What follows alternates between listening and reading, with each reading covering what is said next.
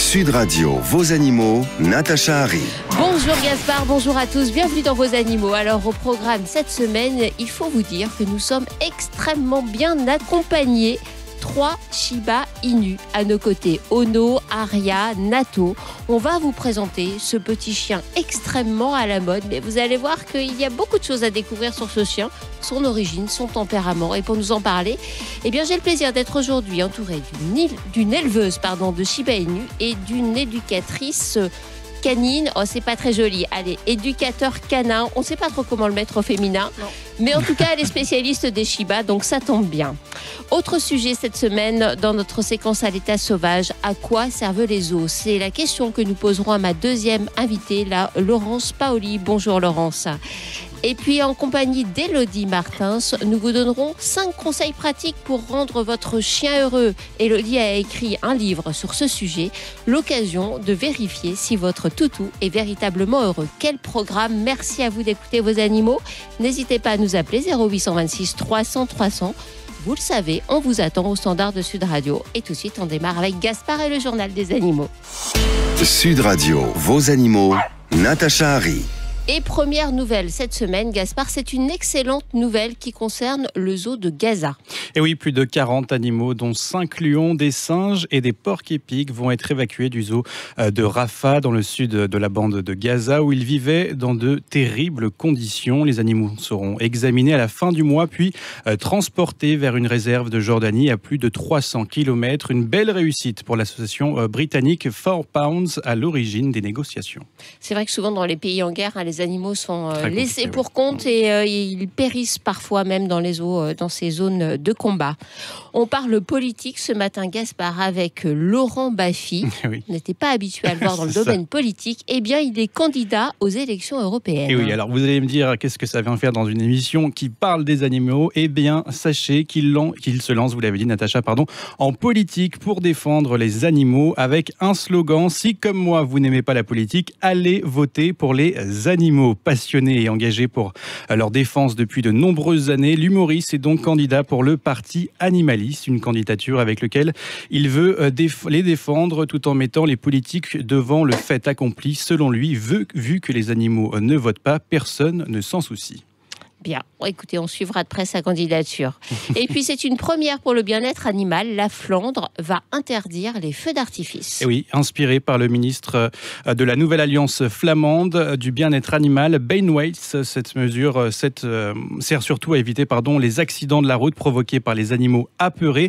Près d'une quarantaine de communes flamandes ont été ainsi décrétées une interdiction totale des feux d'artifice sur leur territoire. Elles pourront déroger cependant à l'interdiction générale, mais uniquement à certains endroits et à des moments bien précis. Vraiment, vous avez le chic pour aller nous trouver des infos absolument incroyables. On va même en Belgique ce matin, Natacha. Allez, tout de suite, on enchaîne avec vos animaux et vous et la découverte de ce fabuleux petit chien très à la mode, le Shiba Inu. Sud Radio, vos animaux et vous. Et pour nous parler de ces petits japonais, on en a 3 en studio avec nous aujourd'hui. Je dois dire que c'est très plaisant d'avoir 3 chiens comme ça à nos côtés. Ces 3 chiens ne sont pas venus tout seuls, ils sont accompagnés par Audrey Bonigal. Bonjour Audrey. Bonjour. Audrey, vous êtes éleveuse de Shiba. Vous allez nous présenter cette race que vous connaissez très bien. Ça a été un coup de cœur, je crois, pour vous dans votre vie. Vous allez nous expliquer tout ça. Et puis à vos côtés, Margot Rieux. Bonjour Margot. Bonjour. Donc Margot, je le disais, vous êtes éducateur canin et vous connaissez aussi particulièrement bien cette race de chien qui est un peu compliquée quand même à éduquer. Vous allez nous donner des conseils pratiques. Alors on va commencer avec vous, Audrey. D'où vous vient cet amour, Audrey, pour le Shiba? Tout a commencé il y a 8 ans, quand je suis partie de chez mes parents, en fait, pour trouver une petite race de chien qui vivait bien en appartement, du coup. Et c'est vrai que j'ai eu tout de suite un coup de cœur pour le Shiba. Donc, on va pas se mentir, on a tous regardé le physique en premier. Donc, c'est vrai que c'est un chien qui est Vous êtes comme ça, vous? Non, mais bon, vous avez le mérite maintenant, de le dire, Audrey. Très bien. Et voilà, donc j'ai trouvé que c'était une race qui avait vraiment une très jolie bouille. Et du coup, après, je me suis vraiment intéressée à son caractère. Et c'est vrai que c'est un caractère... Ah, on s'arrête pas qu'au physique. Non, c'est bien. Il vaut mieux pas avec le Shiba. Non. Et du coup, c'est un caractère qui est quand même assez différent. Donc, c'est un chien primitif. C'est-à-dire que c'est un chien qui n'a pas vraiment été modifié par l'homme. Donc, C'est un chien qui est plutôt indépendant. Alors, c'est vrai que là, dans le studio, il y en a qui sont plutôt câlins, mais c'est pas la particularité du Ono Shiba. notamment, là, qui est sur vos genoux. Alors, c'est une femelle qui est âgée de 6 mois. Oui. Elle est noire et feu, Ono. Quelles sont les différentes couleurs possibles chez le Shiba? Donc, il y a noir et feu comme Ono. Il y a roux. Comme Aria et Nato qui sont dans le studio. Parce que vous savez que vous pouvez nous retrouver bien sûr sur le Facebook de Sud Radio. Ce sera l'occasion de découvrir ces magnifiques chiens qui sont à nos côtés. Donc Ono noir et feu, Aria qui est rousse. Rousse, oui. On peut dire rousse. Il y a du sésame, donc c'est un peu une couleur loup, c'est gris loup, on va dire. Et alors ils sont pas reconnus par le standard, mais il y en a des tout blancs aussi. D'accord, très bien. Et alors ce chien, c'est un chien japonais. Oui. Donc, il fait partie des 6 races japonaises et c'est la plus petite race qui existe au Japon. Donc, c'est le Shiba Inu. Inu, ça veut dire chien en japonais, et Shiba, c'est petit. Donc, c'est un petit chien, tout simplement. Petit chien. Effectivement, ce sont des chiens de petit gabarit. Ils font à peu près quelle hauteur au garrot? Alors, ils font, pour une femelle, on va dire femelle mâle, ça fait environ entre 35 cm et 41 cm. Donc, pour se donner une idée pour les personnes qui écoutent, donc ça arrive à peu près au genou. Donc, ça paraît grand, mais non, c'est tout petit et ça fait une dizaine de kilos. Et ils ont un pelage, mais incroyable. On a envie de glisser nos mains là dans leur fourrure. Oui, c'est un pelage très très très dense, mais ça s'adapte aussi bien aux températures chaudes qu'aux températures froides. Ça, c'est important. Donc, il n'y a pas vraiment de toilettage à faire. Par contre, ça fait de grosses mues, donc c'est des grosses pertes de poils. Ça veut dire qu'ils nous en mettent partout, quoi. C'est ça. 2 fois dans l'année. 2 fois dans l'année. Et dévasté. C'est ça. Faut pas être maniaque quand on a un Shiba. Faut donc investir dans le bon aspirateur quand on achète un Shiba. Et pas être maniaque. Alors Audrey, c'est un chien qui est extrêmement à la mode depuis peu. D'où nous vient cette mode? Alors, on sait que dans les races de chiens, il y a comme ça des modes. Il suffit qu'il y ait un film qui sorte mettant en avant une race et hop, ça y est, tout le monde se précipite. Le Shiba, ça vient d'où? Effectivement, comme vous le dites, il y a eu un film, donc Hachi, qui est sorti il y a quasiment 10 ans maintenant, je pense. Et c'était un Akita dedans, donc c'est une plus grande race japonaise, mais le chiot qui était dans le film, c'est un Shiba. Donc déjà, c'est un peu parti de là. Et puis après, il y a quand même pas mal de célébrités qui ont... Qui ça, par exemple? Il y a Fabrice Lucchini, il y a le youtubeur Squeezie, qui est très connu aussi, et qui ont adopté des Shiba et du coup, qui ont fait des vidéos. Et c'est vrai qu'à partir de là, ça a encore plus créé le buzz. Ça a peut-être aussi permis de toucher les plus jeunes générations? Tout à fait. C'est vrai que le Shiba est souvent... Gaspard rigole parce que je le regarde. Oui, ils vont regarder. Et il est voyez arriver. Il est très jeune. Et alors Gaspard est tombé amoureux des Shiba. Oui. Oui, c'est vrai. Parce que quand même, quand on a commencé cette émission ensemble, Gaspard, je voulais pas de chien. Vous étiez une catastrophe en termes d'animaux. Il faut dire les choses. C'est vrai. Il y a eu de nets progrès depuis. Oui. C'est grâce à vous, Natacha. Merci, je prends ça comme un grand compliment. Donc la mode est venue de là. Beaucoup de personnalités sont tombées en amour avec ce chien. Et finalement, de fil en aiguille, les gens sont séduits, comme vous le disiez, Audrey, par son physique à la base. Tout à fait, oui. Par son physique et aussi parce que c'est un chien quand même qui vit assez bien en appartement. Ah bon? Parce que quand on le voit, on a l'impression que c'est plutôt un chien hyper actif. On l'imagine avoir besoin de courir, de vivre dehors, de faire du sport. Comme tous les chiens, ils ont besoin de sortir, ça c'est assez sûr. Mais non, c'est un chien qui est quand même assez calme à l'intérieur. Donc on parle d'un chien adulte, parce que si vous adoptez un chiot, forcément, il ne sera pas calme. Mais sur un Shiba adulte, on est quand même sur un chien assez calme en intérieur. Et d'ailleurs, on dit qu'ils ont un quart de chat. Et ça, c'est un peu le côté calme, indépendant. Donc, il aime bien dormir sur le canapé. Le quart de chat, est-ce que ça en fait aussi des chiens justement très, très indépendants, voire limite un peu têtus? Alors, têtu, oui, ça c'est sûr. Et le Shiba se base beaucoup sur la confiance aussi. Donc, il faut vraiment tisser un lien avec son chien. C'est têtu. Après, le côté câlin, ça dépend vraiment des individus. On ne peut pas dire que c'est pas câlin, mais ils ne vont pas spécialement l'être non plus. Ça dépend vraiment. Ils ont chacun leur caractère à ce niveau-là. On se retrouve dans quelques minutes pour parler toujours de ces Shiba, chiens absolument magnifiques qui sont aujourd'hui à nos côtés dans le studio de Sud Radio. Et on parlera notamment de l'éducation des Shiba en compagnie d'Audrey, qui est éleveuse, et de Margot, qui est éducatrice. À tout de suite. Sud Radio, vos animaux et vous. Et dans vos animaux ce matin, vous l'avez compris, nous sommes extrêmement bien entourés par 3 Shiba Inu, Ono, Aria et Nato. Tous les 3 sont là pour nous permettre de faire meilleure connaissance avec cette race. Et on parlait justement du tempérament du Shiba. Audrey, vous qui êtes éleveuse, vous nous disiez que le Shiba est un chien quand même qui a son tempérament, plutôt un fort caractère, voire limite un petit peu têtu. Oui, même pas limite. Il est plutôt têtu, effectivement. Donc oui, non, c'est un chien du coup qui sera pas facile à éduquer. Et c'est pour ça du coup qu'on envoie souvent les propriétaires aller faire quelques séances en école du chiot ou voir un éducateur. Alors déjà, normalement, pour tous les chiens, c'est plutôt recommandé. Tout mais à alors, fait. pour le Shiba, ça devrait être quasi obligatoire, c'est ça? C'est ça. Alors Margot, justement, vous êtes éducateur canin. Comment on s'y prend avec un Shiba pour faire en sorte de ne pas être trop débordé? Gaspard, il faut être hyper attentif parce que je crois que Gaspard prends des va notes. franchir le pas. Donc, Faut prendre des notes. on va l'interroger à la fin de l'émission. Oui, en fait, effectivement, comme vous l'avez dit, tous les chiens devraient aller en école du chiot, des bonnes écoles du chiot. Et tous les chiens devraient avoir utiliser une méthode d'éducation positive, enfin, devraient être éduqués en méthode positive.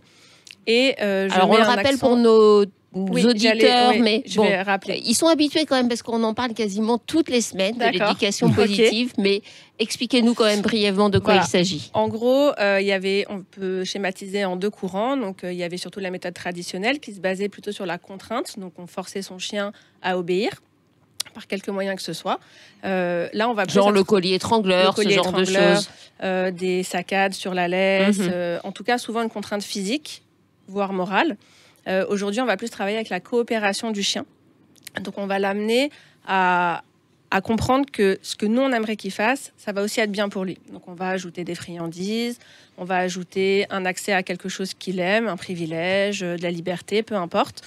Souvent, on se cantonne trop à penser à la friandise alors qu'il n'y a vraiment pas que ça. Et donc, j'insiste beaucoup sur le fait que le Shiba n'accepte vraiment pas très bien la contrainte, qu'elle soit physique ou morale, et demande vraiment, comme le disait Audrey tout à l'heure, un lien de confiance. Il faut vraiment qu'il ait envie pour accepter de faire ce qu'on attend de lui. Même s'il n'a pas envie, on peut y arriver, Ah. mais il faut lui faire croire qu'il a envie. On part au standard, Oui, Gaspard. Cathy a composé le 0826 300 300. Bonjour Cathy. Bonjour. Bonjour Cathy. Bonjour. Êtes-vous propriétaire d'un Shiba Inu, Cathy? Non, j'aurais aimé. Et c'est pour ça que je voudrais justement poser quelques questions en plus. Parce que bon, c'est vrai que vu qu'il est un petit peu méconnu quand même en France, c'est assez nouveau. Donc je voulais savoir, bon, on dit que c'est un chien très vif, intelligent, rusé, indépendant. Audrey acquiesce à tout ce que vous dites. Oui, Très mais rusé. évidemment, oui, je me suis renseignée quand même. Il lui faut quand même une forte éducation. Je pense qu'on ne peut pas avoir ce genre de chien si on ne connaît pas déjà les animaux. Mais je me pose des questions quand même sur son comportement, Oui. notamment envers les autres animaux, si on en a déjà à la maison ou dehors. Et son côté prédation qu'il pourrait garder, puisque on dit que c'est quand même le chien renard. Alors, déjà, c'est vrai que physiquement, ils ont quand même une tête de petit renard. Hein. C'est impressionnant. Oui, c'est vrai. Et au niveau prédation, ma voisine pourra approuver. Ça peut tuer facilement quand même tout ce qui est Et ça tue quoi? lapin, poule, D'accord. Petits oiseaux, souris. souris. Oui, voilà. Donc, voilà. Non. D'accord. Donc, c'est un chien qui peut quand même s'entendre avec les autres chiens ou les chats, ou il Non, est oui, aussi, avec il a les un autres. comportement de prédation Non, aussi non, avec non. les autres? Non, avec les autres chiens. Non, en fait, c'est juste C'est un peu que... embêtant. Alors, ça s'entend pas très bien avec les autres chiens, Oui. pas pour une question de prédation, pour une question qui sont justement assez indépendants et que généralement, ils aiment pas forcément trop la promiscuité. C'est pas vraiment des chiens de meute, comme on On pourrait l'a dire. vu d'ailleurs tout à l'heure quand ils sont arrivés dans On le l'a vu, studio. oui, avec la il y a- mienne il y a qui- eu, ouais. voilà. Qui dit Il y souvent en a aux autres une de qui a partir. montré les dents Ouais, c'est la aux mienne. autres. Mauvais exemple. La chienne de l'éducatrice montre les dents aux autres. Moi, je recommande vraiment à ce que tous les chiens montrent les dents. C'est quelque chose que j'encourage beaucoup. Ça va pas Pourquoi s'entendre, parce qu'en fait, ils ont besoin de discuter et de s'exprimer. Et souvent, on a tendance à trop réprimer. C'est des chiens, donc comme ils peuvent pas dire, s'il te plaît, donne-moi de l'espace, montrer les dents, c'est une façon de le dire.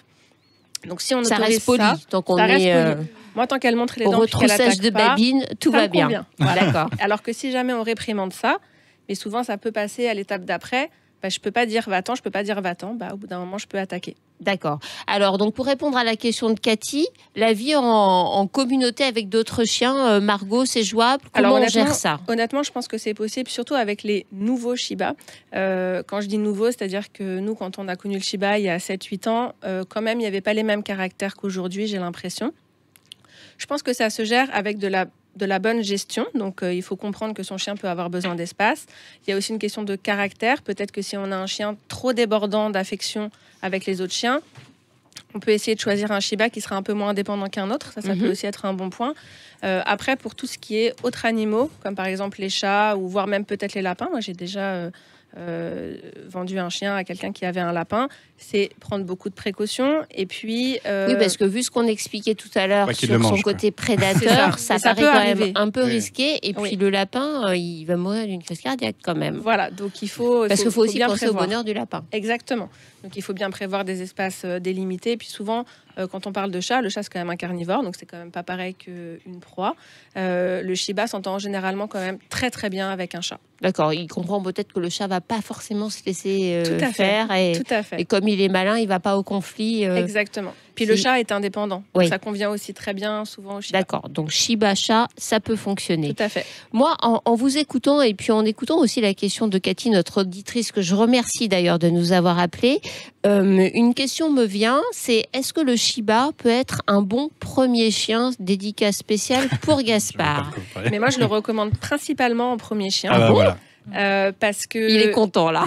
Il jubile. Non, mais c'est vrai que justement, comme ça, Gaspard ne sera pas dérouté en disant « Ah, mais moi, d'habitude, les chiens, ça me suit au doigt et à l'œil, ça reste toujours près de moi. » Ah, bah non, oui, Shiba, quand on n'a pas de référence, effectivement. Exactement. Donc comme c'est un chien un peu particulier...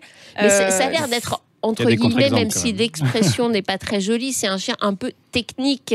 C'est pas un chien à mettre entre toutes les mains quand même. C'est pas un chien à mettre entre toutes les mains, mais je pense que c'est surtout un chien qui demande pas trop d'attente. C'est-à-dire qu'on vit en sa compagnie, et lui vit en notre compagnie, mais il faut pas se dire que c'est le chien de la maison.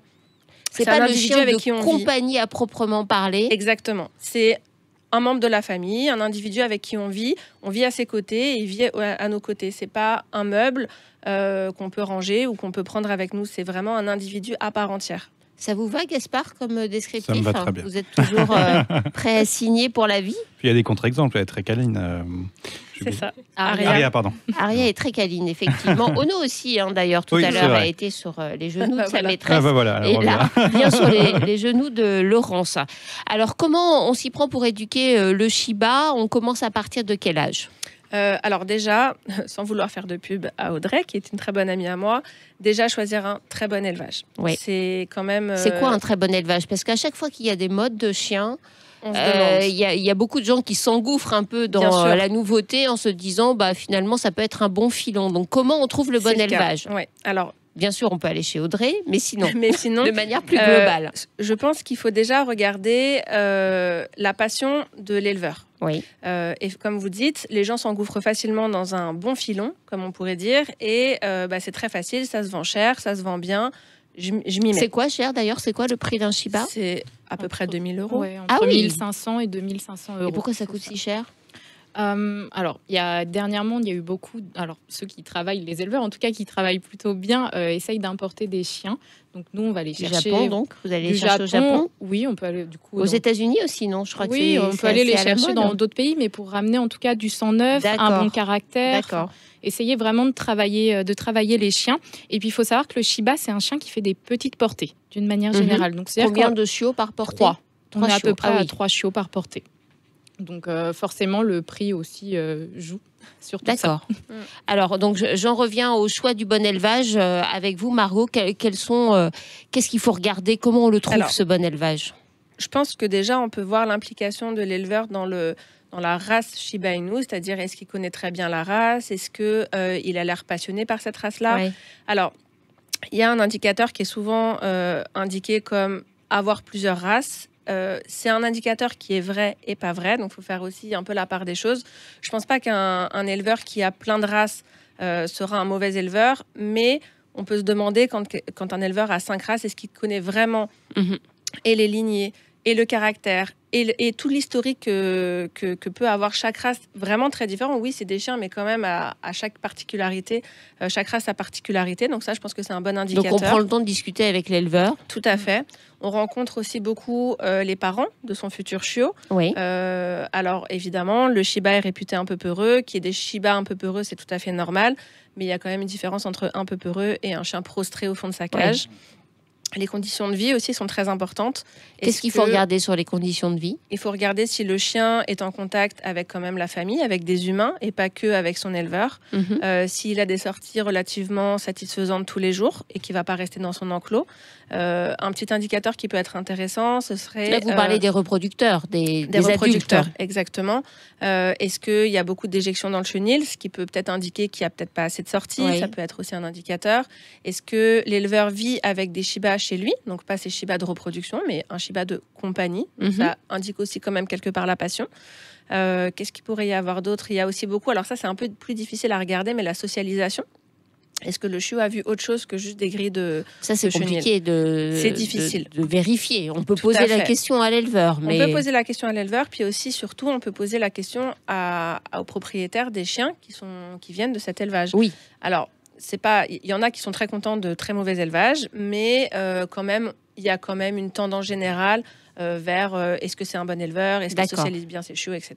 Et après, rapidement, en termes d'éducation, est-ce qu'il faut prendre au départ une série de cours avec un professionnel ? Comment on s'y prend ? Alors, moi, je trouve que l'école des chiots, si elle est bien menée par l'éducateur, est un très bon moyen de à la fois socialiser son chiot, donc il voit d'autres chiens.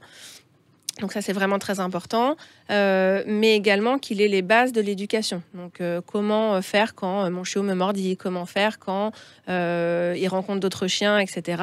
En plus, on le conseille à des gens qui n'ont pas eu de chien, donc c'est pas forcément évident. Et puis, ce que je pense aussi, c'est de faire des sorties avec...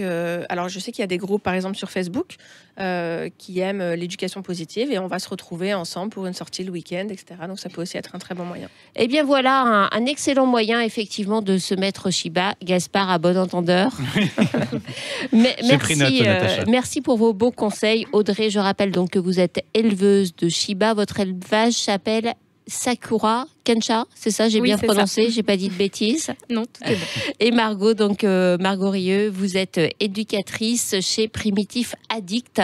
Merci à vous deux pour vos bons conseils, vous restez avec nous. Merci. On va d'ailleurs reparler de chiens un petit peu plus tard dans cette émission avec Élodie Martins qui a sorti un ouvrage passionnant sur comment rendre son chien heureux. On essaiera de voir ça avec quelques points clés.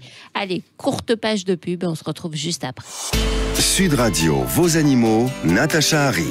Et au programme, dans la suite de vos animaux, dans notre séquence à l'état sauvage, nous vous poserons et nous poserons cette question: à quoi servent les zoos? Avec une spécialiste qui connaît bien cet environnement. Elle pourra nous expliquer un peu l'engagement des zoos en faveur de la protection des espèces. N'hésitez d'ailleurs pas à réagir. 0826 300 300. On vous attend au standard de Sud Radio. Et puis, nous vous donnerons 5 conseils pratiques pour rendre votre chien heureux. Mais tout de suite... les questions veto qui vous sont posées, Natacha.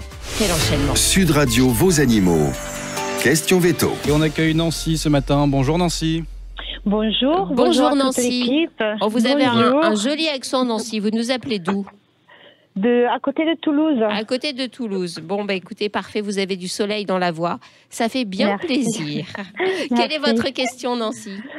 Alors voilà, moi j'ai un petit pitbull qui est adorable, qui va avoir un an à la fin du mois. Oui. Mais elle a un tout petit défaut, c'est que lorsqu'elle est détachée, elle est jamais attachée, mais quand on sort ensemble, elle mord, c'est mordre, mais pas méchamment, comme qui dirait, tu viens, on va jouer. D'accord. Donc, elle vous sollicite en vous mordillant un peu. Voilà. Sauf que j'ai des petits-enfants et que je n'ai pas envie qu'elle les morde, donc je ne sais pas quoi faire pour l'empêcher. Eh bien, écoutez, ça tombe bien parce qu'on a une éducatrice en plus dans le studio et comme elle est toujours là, Margot, vous allez donner des bons conseils pratiques à Nancy. Alors bonjour Nancy. Bonjour Margot. Alors déjà, il faut savoir que vous avez donc un pitbull, hein, c'est ça? Pitbull. Voilà, Donc, c'est un chien qui a un fort besoin masticatoire. Je pense qu'il y aurait plusieurs possibilités. Déjà de faire beaucoup d'enrichissement. Alors je ne sais pas si vous savez Faut de quoi peut-être je parle. expliquer voilà, de quoi il s'agit. Donc c'est essayer d'amener des jouets d'occupation mentale par exemple chez vous. Donc ça peut être des balles avec de la nourriture dedans. Ça peut être lui donner sa nourriture uniquement dans des balles distributrices. Comme ça il pourra travailler pour sa nourriture. On en parle beaucoup dans les autres, donc ça pourra faire une petite transition. Le fameux Pipolino dont je parle très régulièrement à C'est plus pour les chats. Mais il y en a pour les chiens aussi. Il y a même un très gros modèle pour les chevaux. Ah bah voilà. Exactement. Et dans les zoos, on fabrique des trucs sur Pour les mesure pour les éléphants. Donc, et puis en plus maintenant, il y a des nouveaux jouets qui sont un peu plus design que le Pipolino. Voilà. Ouais, mais moi je suis un peu ringarde, vous savez. Non, c'est bien parce qu'il est lourd et que parfois ça peut être compliqué avec le parquet. Donc ça peut être une bonne solution dans le quotidien. Et puis de rediriger en fait votre chien. Donc dès qu'il veut prendre soit votre main, votre manche ou votre petit enfant dans la gueule par affection, il faut rediriger. Je vous donne un exemple. Vous dites ça avec beaucoup de sérénité, mais ça Oui, peut parce quand même que- faire peur. Tout à fait, surtout quand c'est un pitbull. Mais en fait, les chiens... Même pour tous les chiens, quel que soit le chien. Voilà, mais en fait, le chien a une démonstration affective qui peut être un peu déroutante, c'est qu'il aime prendre en gueule. Donc, par exemple, il peut prendre votre bras dans sa gueule pour juste vous indiquer qu'il est très content de vous voir. Oui, puis ça peut être une incitation au jeu aussi. Exactement. Ce qu'il faut, c'est juste que ça se transforme pas en trop d'excitation, qui peut après monter et puis se transformer en quelque chose qu'on n'a pas trop envie de voir, et qui peut être dangereux. Donc, le mieux, c'est de rediriger systématiquement sur un jouet, par exemple, ou un bâton, ou quelque Il faut chose. peut-être arrêter la séquence d'excitation, Exactement. Nancy. Exactement. C'est-à-dire que quand votre chien commence à vous mordiller ou à mordiller les enfants ou les gens qui se présentent à lui, il faut pas lui répondre en jouant tout de suite parce que Surtout sinon pas. lui, il va associer le fait que je mordis et on joue avec moi, donc c'est super fun. Et puis Je ça vais augmente. continuer à mordiller Exactement. parce qu'à chaque fois on va jouer avec moi. Exactement. Donc quand il D'accord. mordit, on ne joue pas avec lui. On lui dit d'une manière un peu ferme, je parle sous contrôle de Margot, mais je vois qu'elle est d'accord avec ce que je dis, donc tout va bien. On lui dit de manière un peu ferme de s'arrêter, on le stoppe, et puis après on revient au jeu. En fait, moi, ce que je conseille, c'est de... En fait, le fait d'arrêter de jouer sera de toute façon un indicateur au chien que ça ne marche pas. Voilà. Donc, tu veux jouer, mais cette façon Il d'interagir ne faut avec pas moi le ne marche pas. renforcer dans un mauvais Exactement. comportement. Et c'est pour ça que je parle aussi beaucoup de redirection, parce que le chien a un besoin, et si on comble pas ce besoin, il va forcément se remanifester. Eh bien, écoutez, Nancy, essayez de mettre en application ces bons conseils et n'oubliez jamais qu'on ne laisse jamais un enfant en compagnie d'un chien sans surveillance. Tout à fait. Même le chien le plus gentil de Surtout la le Terre. chien le plus gentil. de Voilà, la- parce que c'est comme ça que se passent les morsures. Pas forcément à cause du chien d'ailleurs, mais en tout cas c'est une source de morsure des enfants et après c'est un vrai traumatisme pour eux.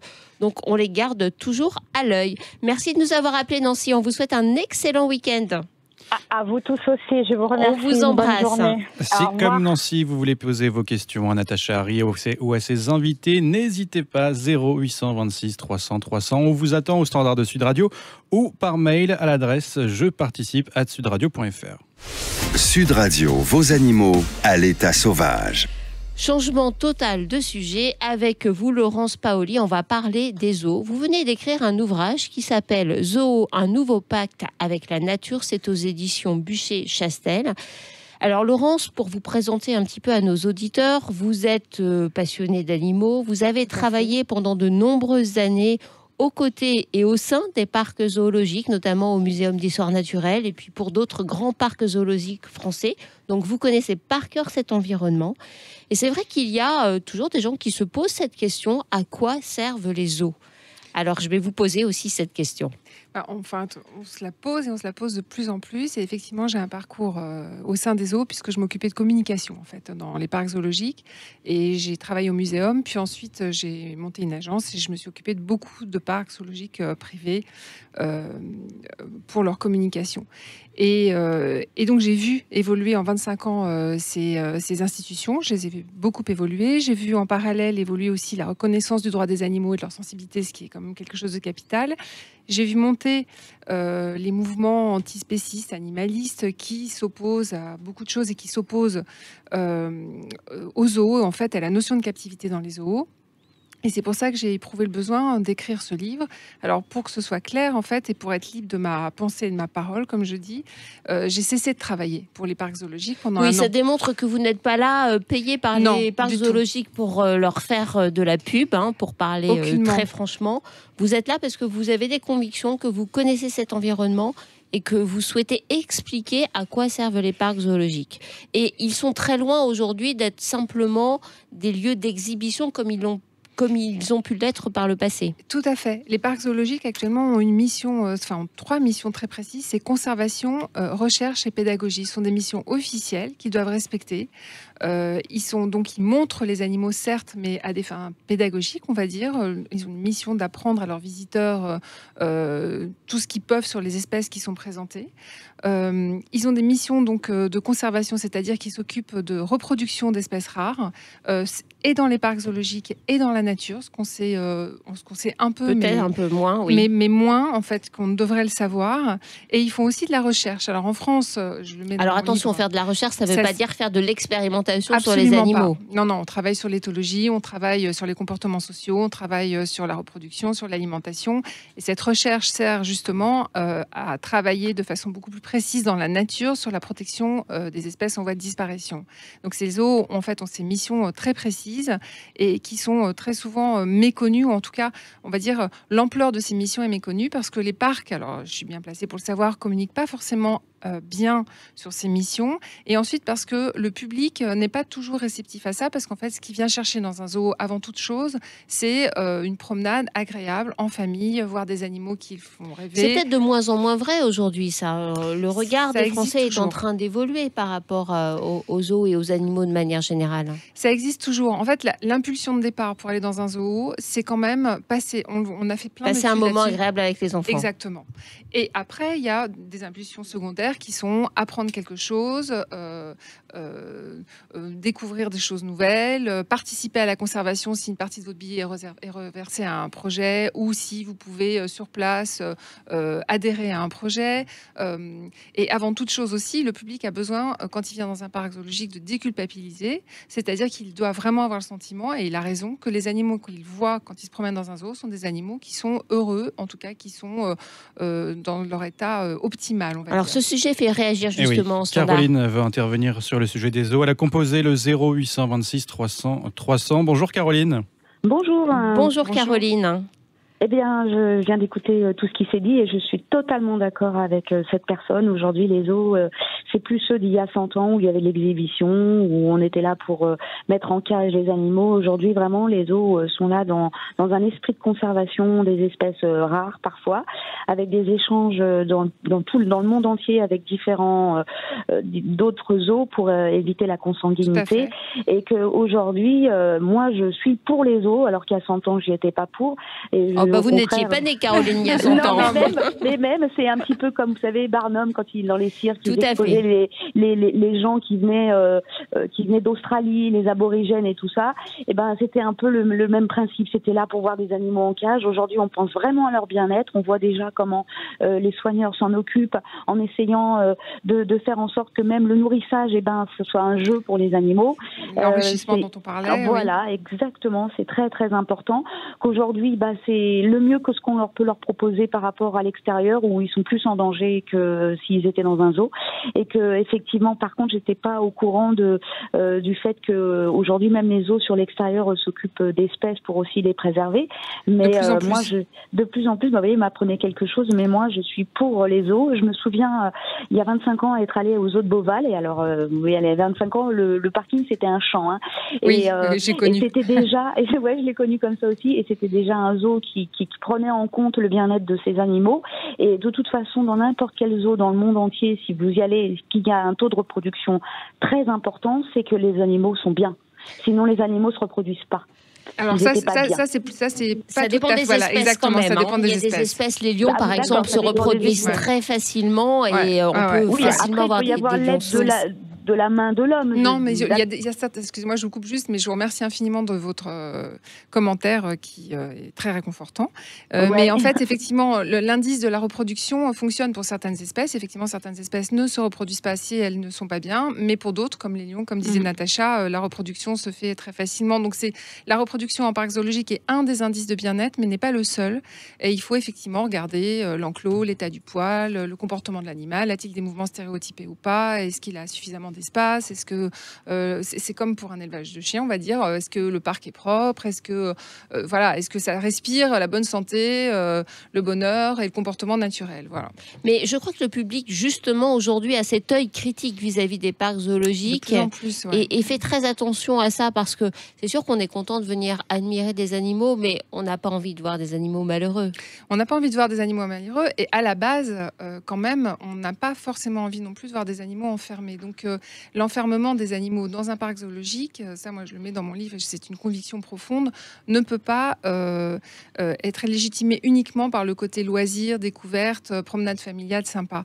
Il y a forcément derrière ces fameuses vocations qui doivent être remplies, qui sont la conservation, la recherche et la pédagogie. La pédagogie peut se faire de façon spontanée, on va dire, en visitant le parc, ou de façon un peu plus fouillée, avec des ateliers, avec des formations, avec des informations délivrées de façon plus ou moins ludique. Et la conservation, madame, toujours pour continuer à vous répondre, en fait, actuellement, les zoos du monde entier donnent en moyenne 350 millions de dollars à la conservation de terrain. Donc c'est les troisièmes plus gros donateurs, on va dire, dans les gros donateurs sur la conservation. Et les chercheurs de terrain, qui ne sont pas en général pas affiliés aux zoos, et qui sont des chercheurs indépendants qui portent leurs projets de terrain, comptent énormément sur l'apport financier des parcs zoologiques et en ont terriblement besoin. Très bien, eh bien merci infiniment Caroline pour ce témoignage et votre appel. Bien sûr, on vous souhaite un très bon week-end. Laurence, une dernière question. Vous aussi. Merci Caroline. Merci. Une dernière question très rapidement. Pouvez-vous nous citer un exemple de réintroduction d'espèces par le biais de parcs zoologiques qui a marché? Alors, je vais vous en citer un qui est en cours de marché, mais qui a un exemple tout à fait particulier parce que c'est très compliqué de réintroduire des félins. Oui. C'est la panthère de Perse. En fait, la panthère de Perse avait disparu des montagnes du Caucase russe. Il y en a encore quelques... je crois qu'il y a 1000 individus en Iran. Enfin, c'est un animal qui est vraiment sur le bord de l'extinction. Et la Russie s'est intéressée à cet animal et a voulu le réintroduire dans ses montagnes. L'UICN s'en est mêlé. L'Union internationale pour la conservation de la nature, ce qui est donc un gage de sérieux. Les zoos s'en sont mêlés parce qu'en fait, pour réintroduire ces animaux, il fallait bien les élever. Bien sûr. Les Russes ont essayé, alors ils ont monté un centre d'élevage à Sochi avec des animaux qu'ils avaient récupérés à droite et à gauche, un centre d'élevage tout à fait sérieux, mais les animaux ne se sont pas reproduits. Et donc, ils ont fait appel à des animaux de zoo, et c'est le zoo de Lisbonne qui a envoyé un couple là-bas, qui a eu des petits. À partir de là, on ne sait pas ce qui s'est passé. Peut-être qu'il y a une stimulation hormonale. Tous ceux qui bossent avec les animaux connaissent, avec l'arrivée de nouveaux individus, les petits qui sont nés, les animaux sur place ont commencé à se reproduire. Et en 2016, on a pu réintroduire 3 panthères de Perse dans les montagnes russes. Malheureusement, alors c'est là que c'est complexe, avec les félins, c'est compliqué, je le redis encore une fois. Il y a un animal qui n'a pas réussi à se nourrir naturellement, donc on a retrouvé mort et très maigre, mais les 2 autres, visiblement, sont suivis avec des colliers et tout, et ça fonctionne. Bon, donc, eh bien écoutez, on va rester sur cette excellente nouvelle. Merci Laurence Paoli. Je rappelle le titre de votre ouvrage, Zoo, un nouveau pacte avec la nature. C'est aux éditions Buchet-Chastel. C'est absolument passionnant, je vous le conseille. Merci. Petite pause et on se retrouve tout de suite. Sud Radio, vos animaux, Natacha Harry. Et vous connaissez ce rendez-vous, celui des mots, des expressions en rapport avec les animaux. Bonjour Joël. Et aujourd'hui, on va payer en monnaie de singe. Ça veut dire quoi, payer en monnaie de singe? On sait qu'au Moyen-Âge, le singe était un animal de compagnie qui était très apprécié. Soit il était importé pour des cours, des princes, des évêques, etc., qui le distrayaient. Ou alors, simplement pour être montré et permettre à celui qui les montrait, qui s'appelait un jongleur, de gagner un petit peu, quelques pièces en faisant faire des pitreries à ces singes.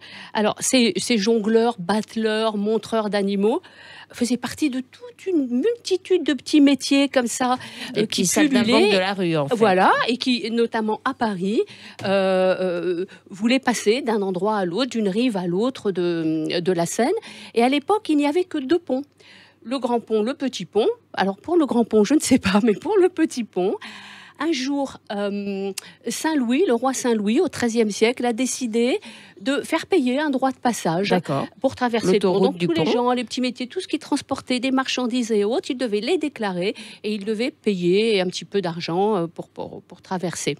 Et pour ce qui est des singes, les gens qui vendaient des singes, eux, devaient s'acquitter de 4 deniers, mais ceux qui avaient leurs singes, simplement pour ensuite faire des petits tours comme ça, des acrobaties, et donc amuser la galerie, amuser les autres, eux étaient totalement dispensés, exemptés de tout paiement. Voilà. D'où l'idée payer en monnaie de singe. Exactement. Au départ, c'était une sorte de paiement en nature, et puis ensuite, ça a évolué pour décrire un marché de dupes, une espèce de paiement en paroles et en vagues promesses. Voilà. Eh bien, merci pour ces explications. C'est toujours riche de découvertes, vos chroniques, Joël. Merci infiniment. Allez, tout de suite, c'est votre histoire, et avec Élodie Martins, nous allons voir si votre chien est heureux.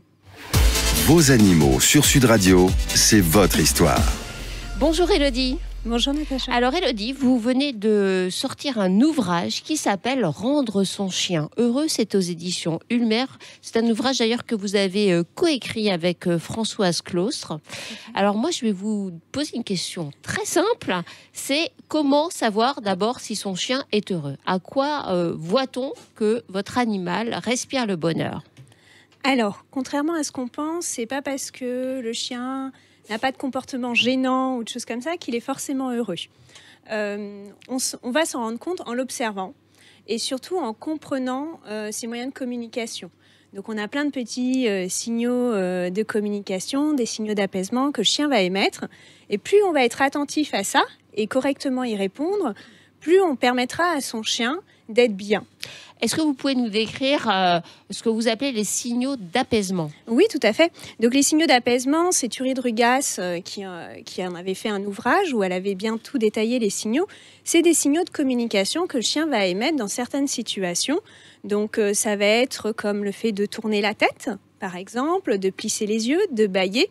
Donc on l'a beaucoup vu dans les contacts en règle générale quand on propose de caresser les chiens, les petits Shiba de tout à l'heure quand vous étiez dans la rue justement, j'ai vu des passants essayer de caresser les chiens et les chiens justement donnaient des petits signaux pour dire s'ils étaient OK ou pas d'avoir un contact. Donc ces petits signaux, le chien va effectivement les émettre à des moments, très souvent sur les contacts très rapprochés avec l'humain ou avec d'autres congénères.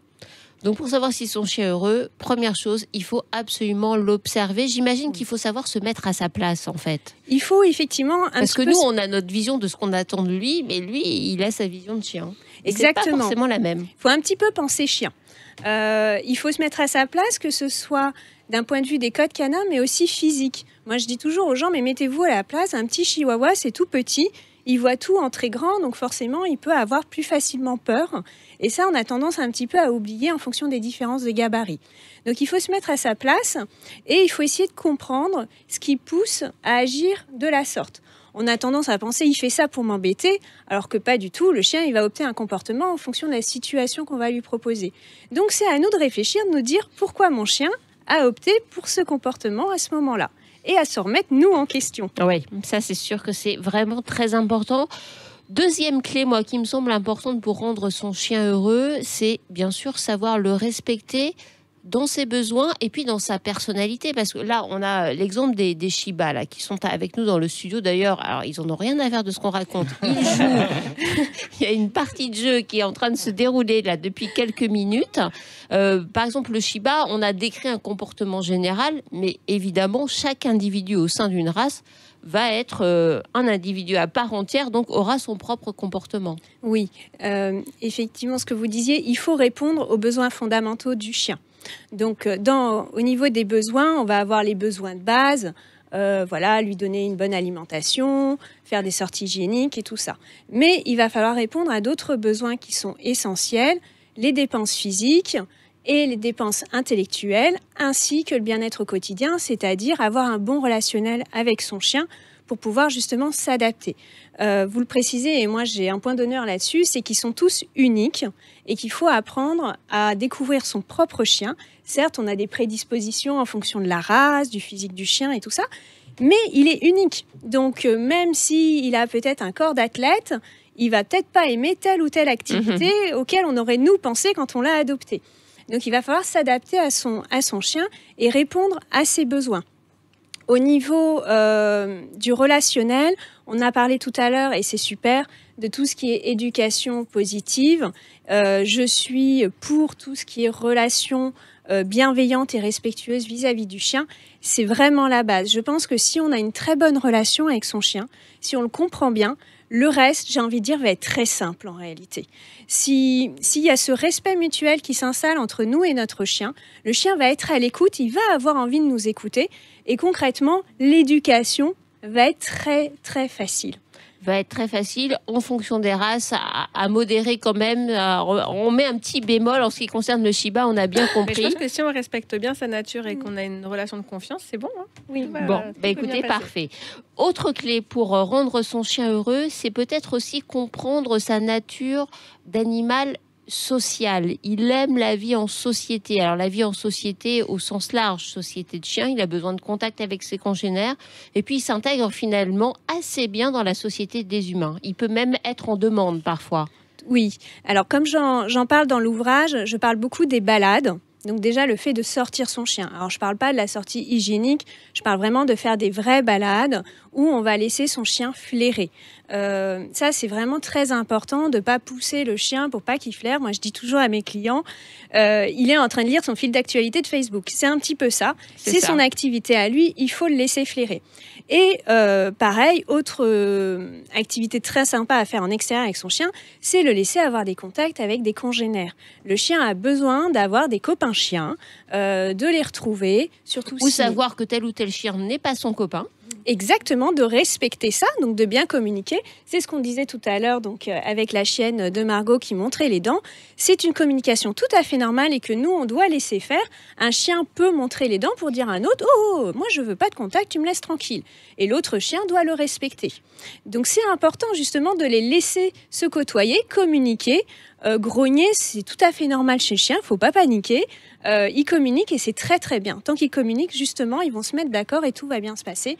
Mais il faut entretenir les contacts avec les congénères. Ce que vous dites d'ailleurs me fait réagir parce que moi qui vis sur Paris, c'est vrai que quand je promenais mon chien, eh bien, comme c'était un gros chien, souvent quand je croisais une petite grand-mère, je ne veux pas stigmatiser les grand-mères, mais une petite grand-mère avec un tout petit chien, tout de suite, elle avait le réflexe de le prendre dans ses bras. Téléportage, j'appelle ça. Voilà, alors que Max, mon Golden Retriever, n'avait juste qu'une envie, c'était de faire copain-copain.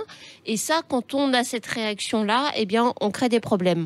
Oui, alors en plus, quand une personne fait ça, ce que j'appelle téléporter son chien, c'est très anxiogène pour le chien parce qu'il sait que pour le petit chien qui est téléporté. Bah oui, parce qu'il se dit oh là, il doit à n'importe quel moment il se décolle du sol. Et en plus, du coup, c'est associé à chaque fois à la présence d'un autre congénère. Donc ça peut créer des associations négatives et le petit chien va se montrer plus réticent à croiser d'autres chiens.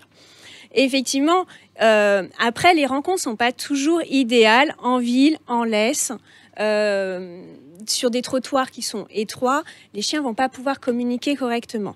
Mais prendre son petit chien dans les bras, c'est pas ce qu'il y a de mieux. Au contraire, on devrait détendre nos laisses pour que les chiens puissent communiquer entre eux. Et puis le petit chien c'est un peu comme si en croisant quelqu'un, on lui tournait le dos pour pas lui dire bonjour, en gros. Oui, c'est ça. Bon, merci Élodie. Et je termine juste par une chose. La dernière chose pour rendre son chien heureux, c'est de l'aimer. Oui. Quand même, on va terminer là-dessus. Je rappelle le titre de votre ouvrage, Élodie Martins, Rendre son chien heureux, c'est aux éditions Ulmer. Merci à vous de nous avoir suivis.